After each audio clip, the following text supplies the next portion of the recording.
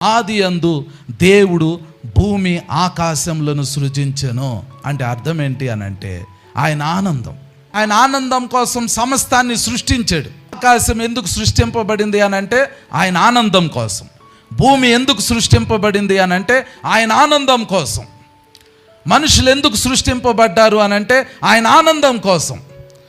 సమస్తము ఎందుకు సృష్టింపబడింది అని అంటే ఆయన ఆనందం కోసం. నువ్వెందుకు సృష్టింపబడ్డావు అని అంటే దేవుని ఆనందం కోసం.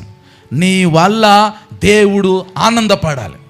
ఎవరెవరైతే ఆయన దుఃఖపరిచారో ఆ ప్రజలందరూ దేవుని సముఖంలో నిలబడతారు. నిలబడినప్పుడు దేవుడు వాళ్ళకి తీర్పు తీరుస్తాడు. ఎలా తీర్పు తీరుస్తాడంటే, నేను నిన్ను ఇందుకు సృష్టించాను, నువ్వు ఇలా ఉంటావని నేను అనుకున్నా, కానీ నువ్వు ఇలా లేవు, నువ్వు ఇలా చేసావు, కాబట్టి నీకు ఈ తీర్పు ఇది విధింపబడింది.